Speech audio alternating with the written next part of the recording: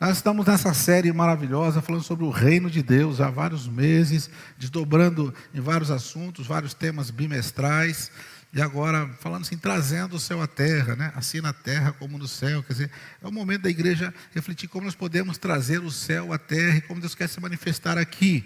E o reino de Deus é isso, tá? O reino de Deus é o governo de Deus. E quando falamos em governo de Deus, reino de Deus, céu e terra são a mesma coisa. Não há mais diferença.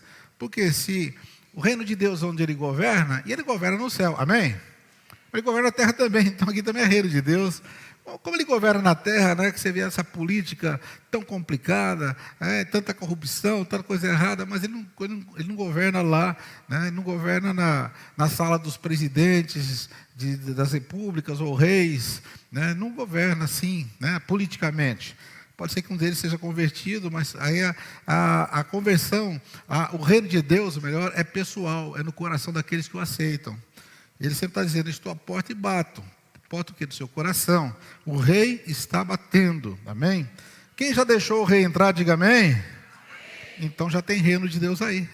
Onde entra o rei, tem reino, amém? Não existe reino sem rei. Amém? Então, onde também tem rei, tem governo. E o governo de Deus é perfeito. Então, vamos falar um pouquinho hoje, ainda estendendo um pouquinho esse assunto, que será concluído na próxima semana, nem que não pode faltar, concluindo essa série maravilhosa. Então, vamos falar hoje um pouquinho sobre como nós vamos confrontar os valores da pós-modernidade com os valores do reino. Temos falado muito sobre os valores do reino aqui, né? Domingo a domingo, mas vamos falar um pouquinho, né, confrontando os valores da pós-modernidade com os valores do reino. E temos alguns textos bíblicos, Romanos 12, versículo 2, diz que não podemos conformar com esse mundo, com esse século, devemos ser transformados pela renovação da nossa mente. E nós estamos vivendo uma guerra muito grande, uma guerra de valores, irmãos. Tá? E nessa guerra, o que acontece é que nós somos bombardeados por ideias, ideologias, narrativas, costumes, padrões da sociedade. E vemos também um período da sociedade, dos vários períodos da história, chegamos num período que estão chamando de pós-modernidade. Porque o período anterior, que foi chamado de modernidade, esgotou. Aí vem a pós-modernidade. E nessa pós-modernidade, nós estamos vendo mais do que nunca, né, estão reformulando os comportamentos, estão redefinindo verdades, né? Na verdade, é uma só verdade, mas eles estão chamando que há várias verdades, né? Então, a pós-modernidade nem sempre se apresenta como uma inimiga da fé, mas como uma proposta alternativa à cosmovisão bíblica. Nem sempre se falam contra a fé diretamente, mas dão uma alternativa. Falam, olha, a sua fé, tudo bem, mas tem uma coisa aqui muito mais interessante, né?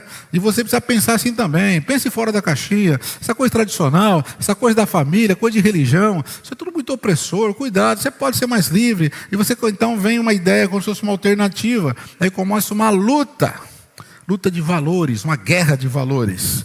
Então essa luta, como diz aqui em Efésios 6,12, não é uma luta contra a carne e o sangue, quer dizer, contra seres humanos, não contra pessoas, mas contra ideias, contra valores, contra padrões que são colocados sutilmente na sociedade, tá?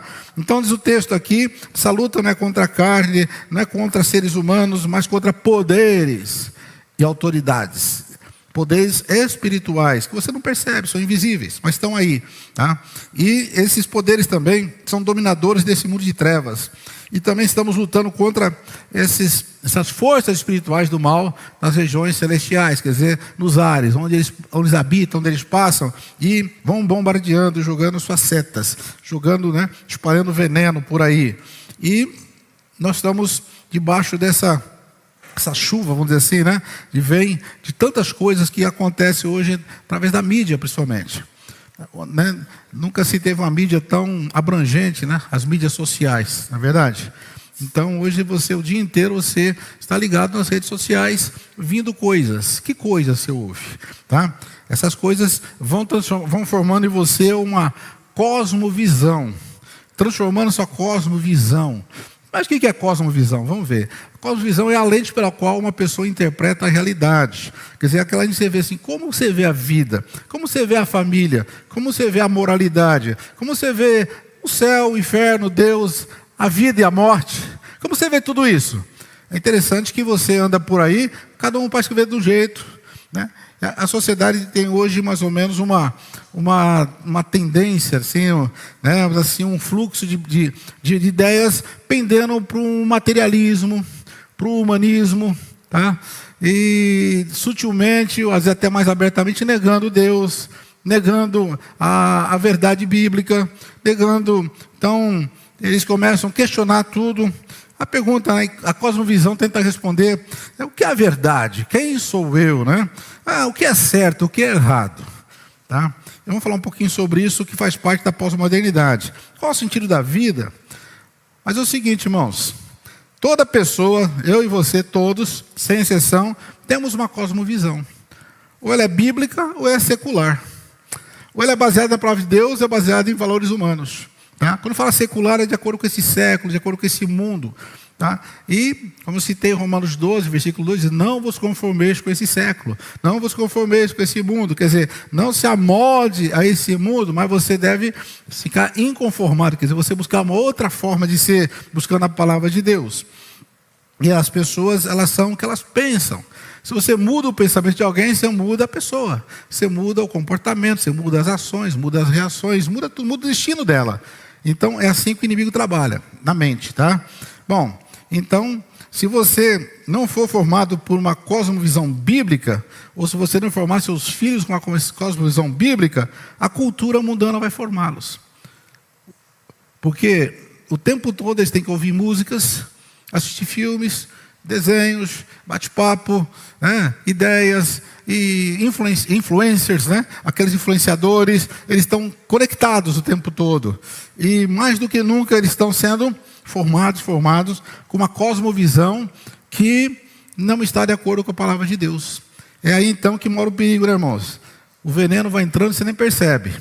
E nós precisamos então, primeiramente, blindar o nosso coração, filtrar muita coisa que está acontecendo por aí, ok? Bom, então, essa cosmovisão trouxe então esses valores que nós chamamos aqui de pós-modernidade. A pós-modernidade promove uma mentalidade que se opõe diretamente aos valores de Deus. Sempre se combateu Deus, sempre foi o ateísmo, enfim, ou falsas religiões, mas hoje isso é muito escancarado, isso é muito aberto, né? Na modernidade, por exemplo, a pergunta era, por exemplo, será que Deus existe?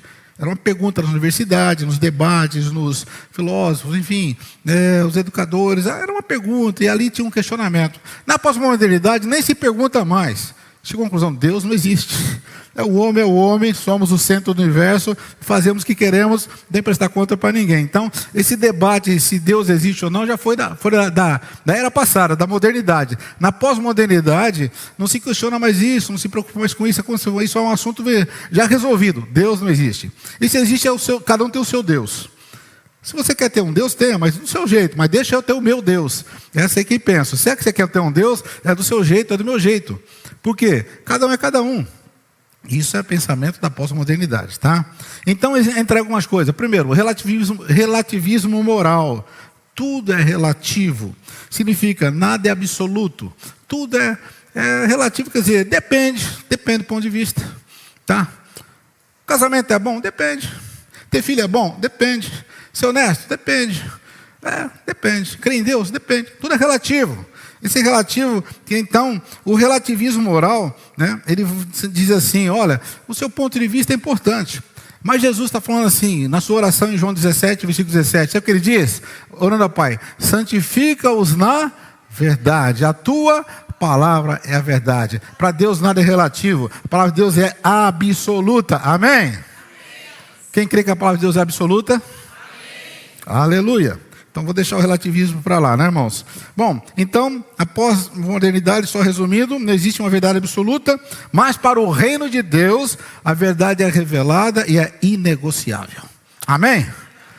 É inquestionável. Deus falou, está falado. Deus falou, é verdade. Amém? Não importa o que as pessoas dizem, o que elas acham, se discordam, que não. Deus falou, é a verdade. Amém? Quem crê assim, diga amém. Amém.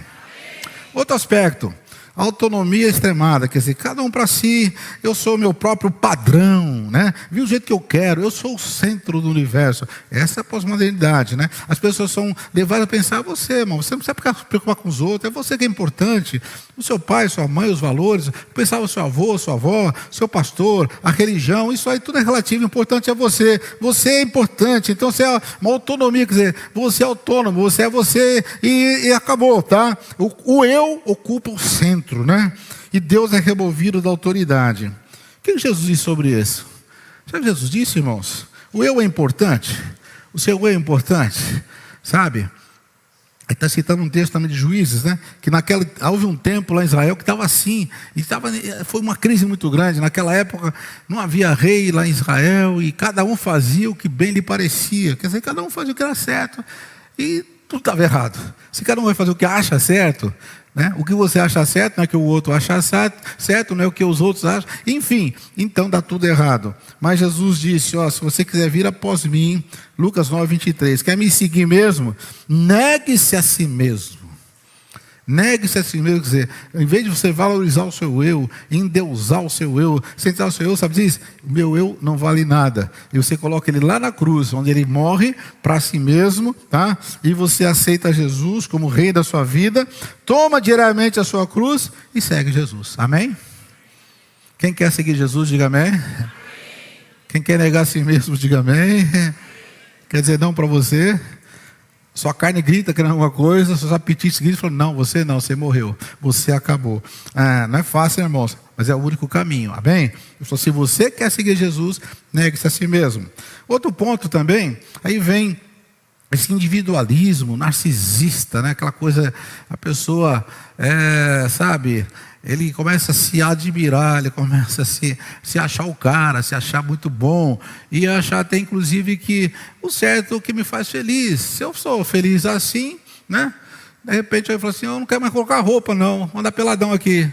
Você está feliz assim? Então fica à vontade, qual o problema, peladão? Né? Ninguém inventou essa moda do peladão, mas vai ter, com certeza. Sempre alguém inventa alguma coisa. Se for um artista famoso então, pega rapidinho. Sai tudo sem roupa por aí, né? Lá na Índia é assim em alguns lugares. Tem o guru que sai sem roupa, essa monte atrás, tudo sem roupa, tudo pelado. Mas você é feliz assim? Quem pode questionar se você é feliz peladão? Estou até fazendo uma brincadeirinha, mas você vê onde chegam as coisas. Né? Ser feliz assim, pinta o cabelo de verde, põe mais isso, põe aquilo, rasga a roupa aqui, rasga ali. Eu não sei, inventa um negócio. Você pode ser feliz. Eu estava falando com a irmã muito tempo atrás, ela foi da nossa igreja um tempo, e eu contei ela... Acho que fazendo um velório, batendo um papinho, quanto tempo que não te vejo, onde você está, o que você faz da vida. Depois eu contar lá acho que o terceiro casamento dela, um monte de coisa, e com as vasilhas dele. Ela falou assim, pastor, eu estou bem assim, sabe por quê? Deus quer que a gente seja feliz, não é verdade? Não é verdade não, irmão. Deus quer que a gente seja feliz, não quer que seja santo, irmão. Essa tal da felicidade sua é engano. Você vai ser feliz se for santo, porque o resto é mentira do diabo. Ninguém é feliz sem ser revestido da alegria de Deus, da paz de Deus, da bênção de Deus. Jesus falou assim, bem-aventurados os humildes, bem-aventurados os mansos, bem-aventurados os pacificadores, bem-aventurados que santificam. Aqueles até são perseguidos por causa da justiça, mas são bem-aventurados. Bem-aventurados o que é? A suprema felicidade. E o mundo oferece uma tal de felicidade. Seja feliz assim, cantando essa música, cantando aquela, pulando aqui, pulando ali. Não, você não precisa obedecer seu pai, não. Você já tem 15 anos, você sabe o que fazer da vida. Já tem 15 anos, menina. Obedecer seu pai. Fala que você vai para cá, mas vai para lá. Tá? O mundo fala assim, a pós-modernidade incentiva isso. E depois fala, pai, não vai castigar sua filha, só porque ela mentiu para você 10 vezes, né? Coitada. É adolescente. É assim mesmo. Tá? Deixa ela aprender pela vida. A pós-modernidade é aparentemente assim maravilhosa, mas é uma grande ilusão, irmãos. Cuidado. Outro ponto, desconstrução da família. Qualquer modelo de família serve. O importante é as pessoas se amar e estar junto. Tá? Qualquer modelo, né? Qualquer modelo. Alguns anos atrás eu trabalhei com um moço, irmãos. Ele tinha 2 mulheres, né? Eu nunca tinha visto bigamia, né? Eu tinha mesmo. Conheci as 2, inclusive. Né? Morava junto, eram 2 irmãs. Meu Deus. E eram desviadas, tem mais essa. Só podia ser, né, irmãos? O cara totalmente doidão e 2 desviadas com ele, morando lá. Uma dormia na cama, outra embaixo da cama, do lado, revezava, um negócio estranho. Porque o mundo fala assim, mas você quer ser feliz? Qual o problema? Qual o problema? Né? Gente, é muito problema, sabe por quê? Porque a Bíblia diz assim, há caminhos que para o homem parecem certos, mas no fim são em caminhos de morte. O que parece bonito, tal. Depois você vai ver essas pessoas, o final delas. Eu não quero entrar aqui, né, na questão da desconstrução da família, tantos detalhes, mas a família está sendo totalmente desconstruída, né? Divórcio, enfim, outras uniões estranhas que tem por aí. Sabe o que Jesus disse em Gênesis capítulo 2, 24? Por essa razão o homem deixará seu pai e sua mãe, se unirá a sua mulher, eles se tornarão uma só carne. Isso é verdade. Fora disso, não é verdade. São invenções humanas, né? Então, você tem que pensar, você quer seguir a verdade está aqui. É assim que a família é estruturada. O papai e a mamãe, daí são os filhos, e, de acordo com a palavra de Deus, vão ser muito abençoados. Amém? Então, a família não é uma construção cultural, é um projeto de Deus. A família é um projeto de Deus. A família é um projeto de Deus, amém? Não é invenção de homem. Eu sei que alguns casamentos são complicados. Há muita crise. É triste, por causa do pecado, né, irmãos? Por causa da vaidade, egoísmo, violência em casa. Mas a família, mesmo com todos os problemas, continua sendo um grande projeto de Deus. Não é porque algumas famílias deram errado, por causa do pecado, que deixou de ser um projeto de Deus. Eu lembro num culto assim, acho que na tarde da bênção tinha bastante mulheres, né? Eu falando sobre o casamento, sobre família, né? Eu falei assim para as irmãs assim, né? Aquela pergunta meio retórica, a gente já sabe até a resposta, né? Eu falei assim, irmãs, então, vocês sabem quem inventou o casamento? Eles ficaram para minha cara. Uma falou assim, não foi Deus, né, pastor? Não é possível que foi Deus. Eu não esperava isso, né, irmãos? Não foi Deus. Eu falei, irmã, mas foi, irmã. Infelizmente tem um cara que veio e estragou tudo, e a gente tem que reconstruir isso. Eu preciso para restaurar a família, amém? Alguém destruiu, alguém desconcertou, alguém demoliu. Vem Jesus reconstruindo tudo, restaurador de famílias, restaurador de casamentos, amém? Nós temos visto aqui, né? Os pastores estão aqui. Quantos casais chegam na mesa ali, não dá mais, chegou. Eu já vi várias cenas de arrancar o anel assim, né? Uma aliança, jogar na mesa, chega, por mim chega, é a última vez. Eu vim aqui só para falar, pastor, que acabou. A gente começa, não, calma, irmão, calma, vamos orar, espera um pouquinho, depois você vai beijando, abraçando, que Deus faz a obra, né, irmãos? Aleluia, né, irmãos? Aleluia. Mas toda vontade, irmãos, larga mesmo, o negócio está difícil. Mas tem que ter paciência, tem que ter amor, amém? Sabe por quê, irmãos? Também a Bíblia diz que o verdadeiro amor tudo sofre. Quem tem verdadeiro amor, diga amém. Tudo sofre, tudo crê, tudo suporta. Oh, glória, essa parte de suportar também. Eu quero ser feliz, não quero suportar mais não. Você desobedece a palavra, pega um caminho, uma tal da felicidade enganosa, vai para o buraco. Cuidado. Bom, vamos em frente então. E outras coisas, não quero falar muito da proximidade, mas só mais um para encerrar aqui. Superficialidade e distração. Viva o agora sem profundidade. Quer dizer, é tudo meio superficial. Pode ver, tudo que a gente vê na internet hoje, em televisão, é tudo futilidade. Tudo futilidade. Você fala assim, eu preciso ver, eu preciso assistir. Não, você ficar um mês sem ver, sabe acontecer? Nada. Não muda nada. Você continua com o meu marido, com a mesma cara, com o meu filho, com o meu trabalho, com a mesma dívida. Você fala, eu vou ficar um mês sem ver celular, sem rede social, sem ver televisão, sem nada. Isso acontece? Nada. Por quê? Tudo é nada. E a gente fica lá, para nada. A mente está assim. E você fala, irmão, você leu a Bíblia? Não tive tempo, porque ele está lá ocupado com o nada.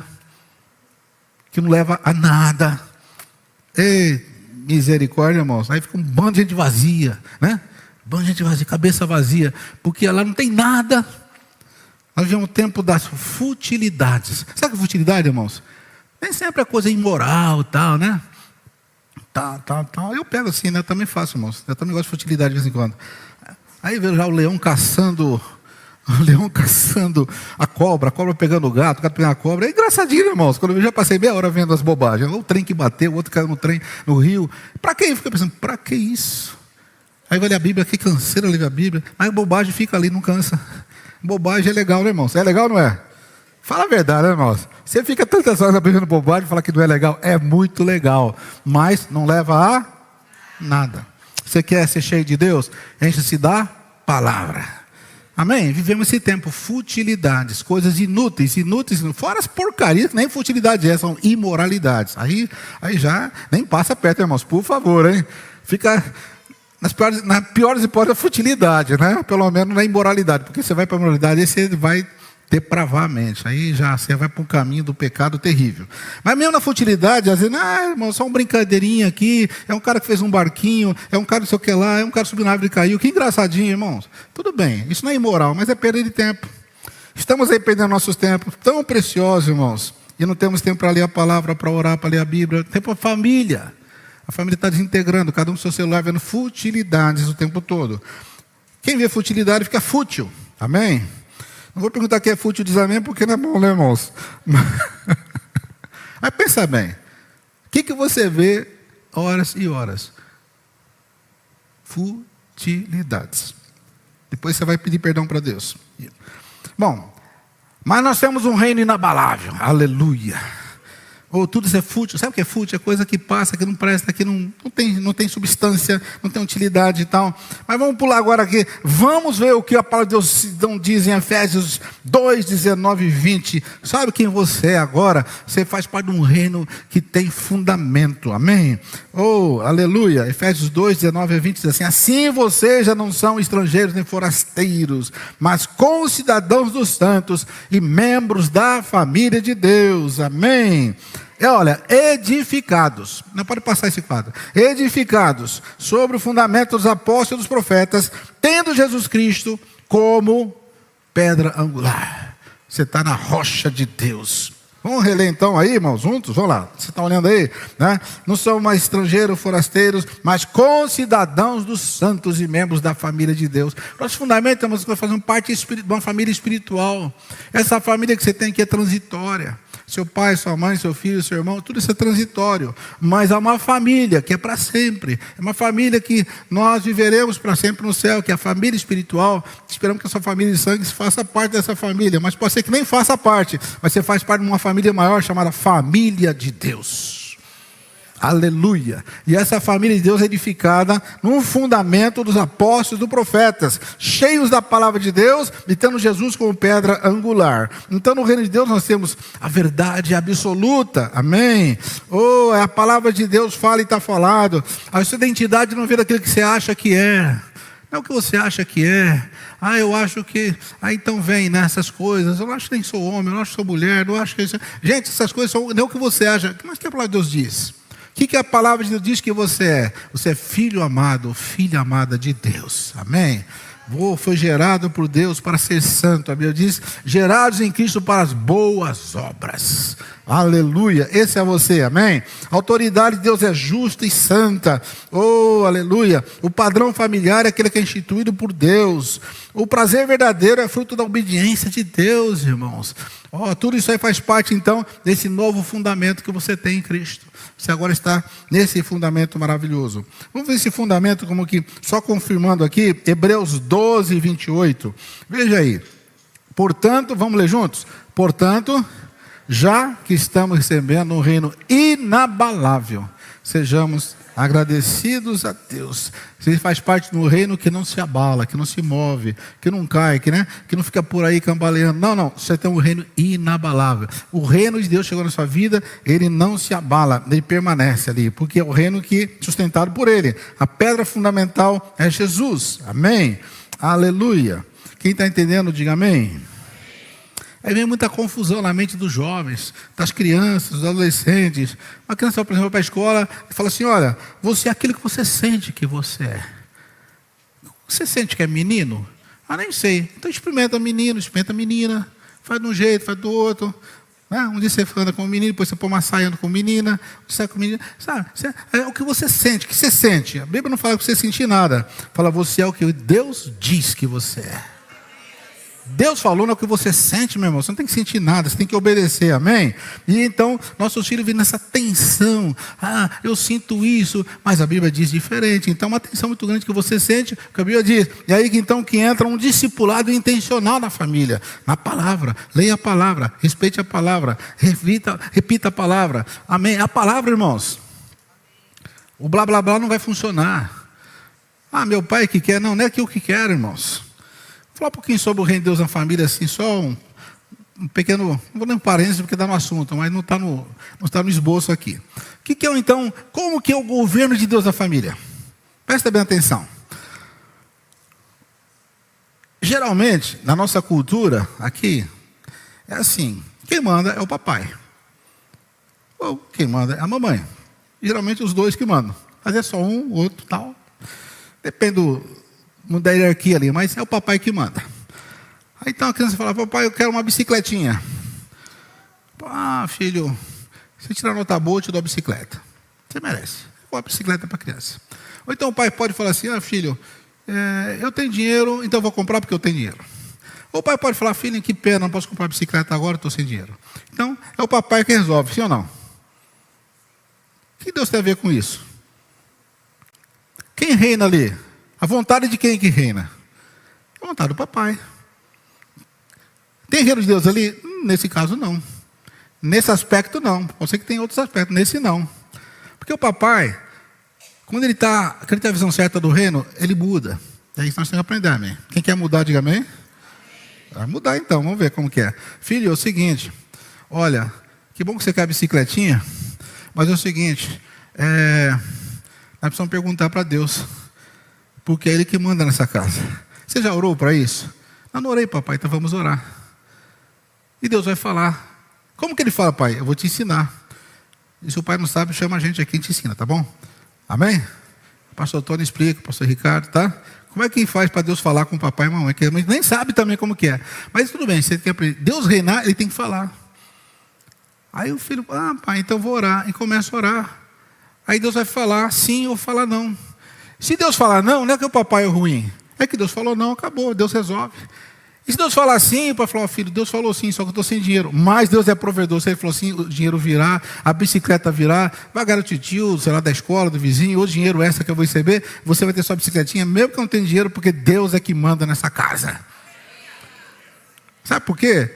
O dinheiro nosso também não é nosso, é de Deus. Se a casa é de Deus, a família de Deus, o dinheiro de Deus, quem manda aqui é Deus. Isso chama-se reino de Deus na família. Fora isso, é reino humano. É o homem que manda. Papai resolve. Não, papai não resolve mais, filho. Eu resolvi, agora entreguei para Jesus. Eu morri para essas coisas aqui. Agora quem manda nessa casa é Jesus, sabe por quê? Ele é rei. Quando eu falo, papai, né? Pai nosso que está no céu, santificado seja o teu nome. Vem aqui o teu. Aí só que não deixa ele reinar. Que oração é essa? Você chama o reino e não é você que reina. Se você chama o reino, deixa o rei reinar. Vem o teu reino e reina mesmo, amém? Senão vira uma oração de papagaio. Vem o teu reino, mas quem manda sou eu. Eu compro a bicicleta se eu quiser. Papai, posso ir passear? Filho, não sei, eu não posso dizer. Vamos orar primeiro? Se o papai do céu quiser, você vai passear. Mas é tão legal, sei que é legal, filho, mas é Deus que manda aqui. Mas meu amiguinho vai, mas o amiguinho, eu não sei. Quem manda na casa do amiguinho, mas aqui quem manda é Jesus. E quando você começa a formar o seu filho assim, ele vai crescendo no reino. Quando ele for namorar, vai ter problema. Sabe por quê? Papai, posso namorar? Eu não mando, filho. Quem manda aqui é? Quem manda na sua casa? O irmão chegou para, pastor, estou com problema sério, minha filha de 15 anos, não quer ir mais na escola, sai com o namorado, que nem sei onde ela vai, volta só no outro dia, isso, aquela, e está namorando, fala, com 15 anos, pastor, sabe como que é e tal, e reclamando. Eu perguntei, irmão, só uma pergunta, quem autorizou sua filha a namorar? Foi eu, né, pastor? Falei, e quem autorizou você a autorizar? Não tem nada a ver com Jesus. Aguenta as consequências, irmãos. Você não ensinou sua filha o reino, você não vive o reino, está aí essa bagunça. E a filha até engravidou depois. Caso triste, irmãos. Está lá um vovô do adolescente, amém? Por quê? Porque ele que manda. Até um pai bonzinho deixou a filha namorar com 15 anos com um cara que ele nunca viu. Bonzinho, papai, né? É um baita no estúpido. Louco. Bonzinho é Jesus que fala não, amém? Não. Deus sabe o que é melhor. O Espírito Santo que é bonzinho que fala não, filho, não. Diga não, irmãos. Mas hoje os pais não mandam mais. É inversão familiar, irmãos. Isso é pós-modernidade. Desconstruir a família. É absurdo, irmãos. Eu contei para alguns uma cena que passou esse dia lá. Só você ver onde chega a coisa. Entra no elevador, domingo de manhã para vir para o culto aqui. Entra no elevador, entra mais um casal, meu vizinho, que nem sei o nome, a gente vê só de vista. Ele está com a Bíblia na mão, que eu não sabia que era, até que você tinha uma ideia. E a mulher também, e um filhinho pequeno assim. Então, uns 6 anos no máximo. E o pai olha para o filho e fala assim, ô filho, que igreja nós vamos hoje? O filho ficou pensando, papai, vamos na do Carlinhos? Tá bom, filho, vamos do Carlinhos. Fiquei olhando para ele, o que é isso? O filho que manda até a igreja que o pai vai? É um bananão. Um bananão de Jesus, ainda vai para a igreja. Louvar a Deus e levantar a mão. Jesus, aceita a oração do bananão, aleluia. É um banana, irmãos. Filho, irmão, eu fico olhando aquilo, eu falei, não acredito. E o pai falou, é isso, filho, é isso. Porque o filho pensando, porque ele tinha alternativas, irmão. Tem o Carlinhos, o João, tem vários nomes. Acho que nem me lembro se é Carlinhos, mas vamos querer Carlinhos. É o fulano. E o pai olhou para a mãe, vamos lá então, vamos lá. E saíram, pegaram para o carro e foram para a igreja do amiguinho do filho dele. Porque quem manda é o filhinho. Desconstruindo a família. Pode até na igreja do amiguinho, não é pecado, irmão. A questão é se o pai pensou nisso, se é importante, se é ideal. Até eu tenho uma ideia para os irmãos, que não convidam mais o pai, convidam as crianças, porque elas vêm atrás dos pais, amém? Aí, vai encher a igreja, traga só criança, e os pais vêm juntos. Porque, filho, você vai, avivamento bíblico. Vem tudo para cá. Amém, criançada, já descobrimos como encher isso aqui de pais. Convida só as crianças, que elas trazem o pai, porque o pai não manda mais. Glória a Deus, né, irmãos? Aproveitar esse momento, já que desconstruiu tudo a cabeça deles, traz para a igreja. Irmãos, como proteger seus filhos em toda essa contaminação cultural? Porque a Bíblia é uma contracultura. É uma contracultura, irmãos. A cultura é aquilo que o pessoal pensa, essa avalanche que vai levando todo mundo a vestir do jeito que eles querem, a pensar do que eles querem, a fazer o que eles querem. Essa cultura, que a pessoa nem pensa, porque ela deixa de pensar e passa a imitar todo um sistema. A Bíblia é uma contracultura, porque a Bíblia continua tendo princípios, irmãos. Métodos, costumes podem mudar, mas princípio não muda. Princípio é princípio aqui, como foi há 1000 anos atrás, como é no Brasil, como é na Índia, no Japão. Porque é princípio, irmãos. Há mudanças culturais, mas não pode mudar o princípio. Então, treine os seus filhos, né? Vista os seus filhos para que eles entendam o que é o reino de Deus. Nossos filhos precisam entender o que é o reino de Deus. Primeiramente, você tem que entender o que é o reino de Deus. Eu estou tentando explicar assim, né? Vamos ser o mais prático possível, irmãos. O reino de Deus é isso. Aleluia. Glória a Deus. Eu já contei várias vezes, várias experiências, né? Até uma que marcou minha vida, que eu fui para uma cidade aí, minha esposa, vamos lá de férias e tal. É bom que você compra umas coisas lá, tem um shopping lindo e tal. Não é no Brasil, né? Coisa assim mais diferente e tal. Eu não queria, bom, mas vamos lá, vamos. Compra o que você quiser. Você não quer mais nada, amor, tem tudo. Mas como alguma coisa lá, tem tanta coisa, mas não quero mais nada. Sabe o que eu quero mesmo? Só preciso de um chinelo. O chinelo está meio feinho já. Chinelo para ficar em casa, sabe?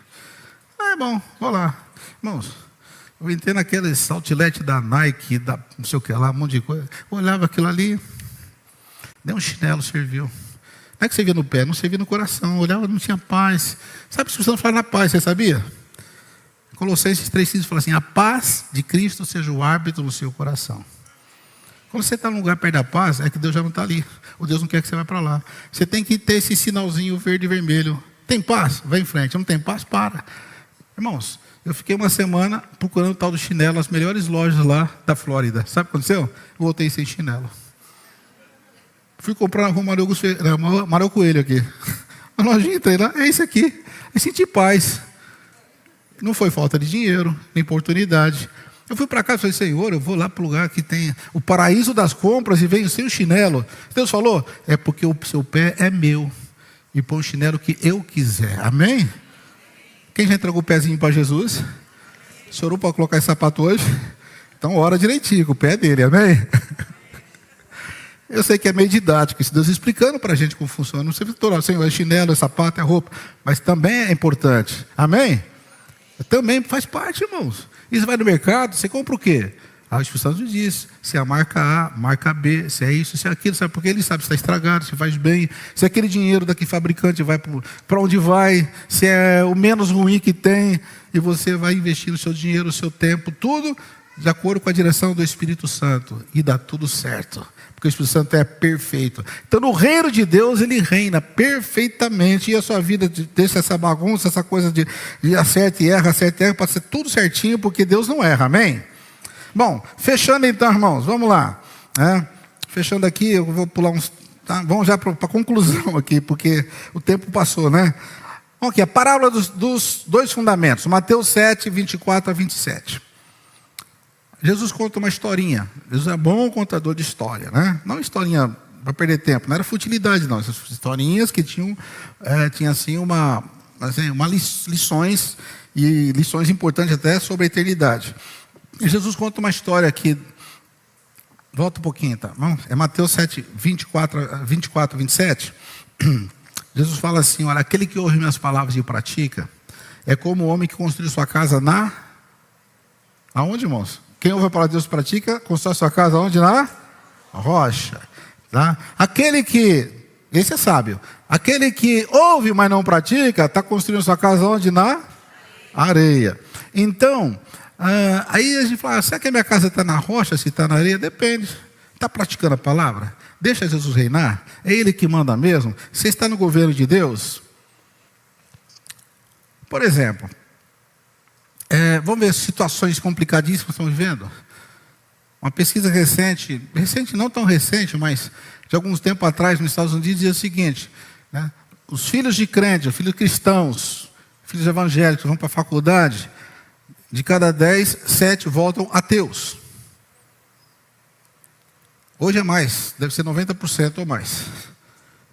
Aqui no Brasil já está por aí também. Seu filho vai, você não sabe se volta convertido. Ora por ele aí. Segura. Sabe por quê? Porque está na areia. Não tem fundamento. Sabe as historinhas bíblicas, Sansão, Arca de Noé, Natal, Paixão de Cristo. Historinha bíblica, irmãos, não é reino, é história bíblica.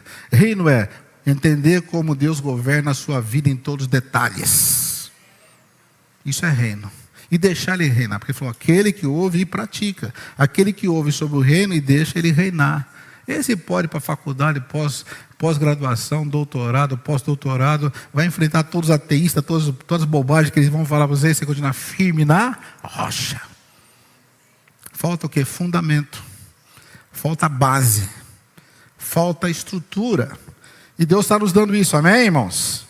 Então, na sua casa, você tem que ouvir e praticar a palavra para que seja na rocha. Porque vem a chuva, irmão. Essa chuva, tem as duas casas, tanto da rocha como da areia, vão enfrentar chuvas, temporais, tempestades, ventos fortes. Esse dia tem vento forte, você viu destelhando casa, arrancando árvore e tudo isso. Isso, na parábola, é isso aí que acontece. Ventos fortes que a gente nunca viu. Estamos vendo por aí, né, irmãos? Tá? Bom, essa chuva representa o quê? As pressões culturais.